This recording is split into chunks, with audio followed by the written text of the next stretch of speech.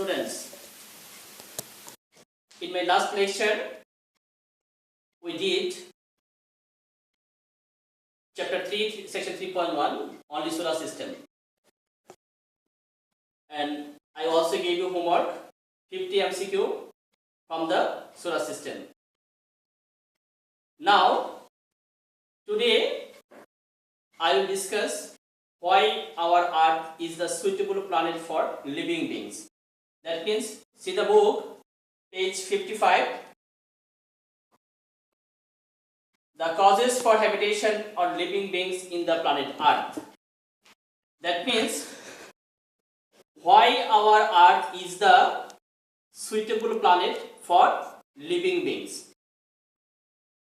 See, you can make some points to describe this topic like air, light, water, physiography. Without air, light, water, we can't imagine the existence of living beings. And out of 8 planets, only Earth possesses which are required for the living beings like air, light, water. Now see about air. Invisible gases surrounding or covering above the Earth's surface is called the atmosphere. And our atmosphere or air is dominated by nitrogen and oxygen. And oxygen is must for living beings, for mankind. Along the nitrogen and oxygen, there are also carbon dioxide, which are essential for plant or flora. Atmospheric condition or atmosphere layer, atmosphere above the Earth's surface can be divided into different layers, which are also mentioned in your text. Out of different layers, troposphere, which are close to the surface of the Earth, and in this troposphere, rain, storm, fog, etc. takes place. And another layer, which is known as the ozone layer, which protects ultraviolet ray and makes the air or temperature suitable for living beings. Next, light. Sun is receiving light from the Earth is receiving light from the sun, and light is essential for all types of living beings, flora or fauna. Without light, we can imagine our existence of the living beings. And average temperature of the upper surface of the Earth is 13.90 degrees Celsius, which is moderate and usable for living beings. Next, water. You know, only the Earth possesses water. No other planet contains or holds water, and which is essential for living beings. Total, you know that there is drinkable or usable water 3%, and except Earth, in no other planet we are finding water which is essential for living beings. Now, physiography. Earth has the upper surface of the Earth.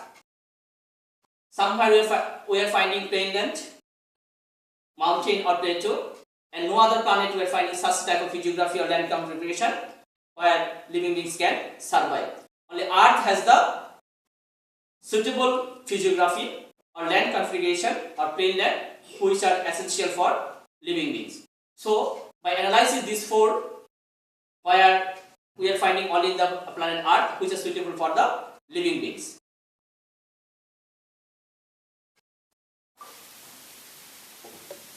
Now open page 56, interior structure of the Earth. It is very difficult to collect actual information about the interior structure of the Earth and its various layers. But Earth's interior rocks density variation and different layers characteristics can be shown by various seismic waves velocity of interior Earth. So the geologists have divided the interior structure of the Earth into 3 layers on the basis of velocity and nature of web of interior of the Earth. Core, mantle, crust. Core, mantle, crust. Now see core,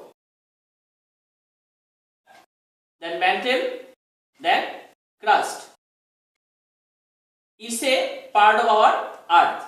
If you think this is the center of the Earth and above surface of the Earth, you know that the radius of the Earth 6,371 kilometer approximately. Roughly we are telling 6,400. That means while we are living from the upper surface of the Earth up to the center, depth is 6,371 kilometer.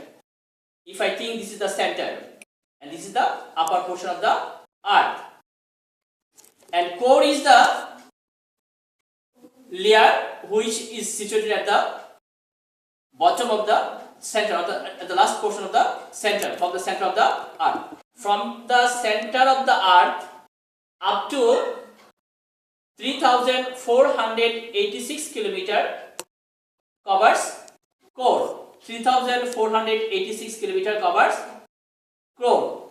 And see, again core can divide it into 2 portions, inner part and outer part. Inner part cover 1,260 kilometer and outer part cover 2,270 kilometer. Side by side, it composed with heavy and solid materials like nickel and iron. Nickel and iron. If you take some stone chips in a glass and if you fill in the water, you can see the heavy materials will be deposited at the bottom of the glass. Same way, when our Earth is created, heavy and solid materials which are heavy are deposited at the center of the Earth. That is why we are finding in the core nickel and iron. And by taking Ni from nickel and Fe from iron, this layer is known as the Nephe layer. This layer is known as the Nephe layer. And specific gravity of this layer is 10 to 13.6. Now about mantle. Above the core and in between crust, radius 2,885 kilometer. That means while core is finished, from here mantle is start and up to the 2,885 kilometer we are finding mantle. That means above core up to 2,885 radius is known as the mantle. And upper part of mantle basically composed with basalt, and that is why it is known as the basalt region. It is known as the basalt region. And in this layer composed with magnesium and silicon and magnesium. And by taking Si from silicon and Ma from magnesium, this layer is known as the Shima layer. Now about the crust. There is a debate about the depth of the crust because we are finding different opinion, but maximum cases it is considered 30 to 64 kilometer is known as the crust. 30 to 64 kilometer.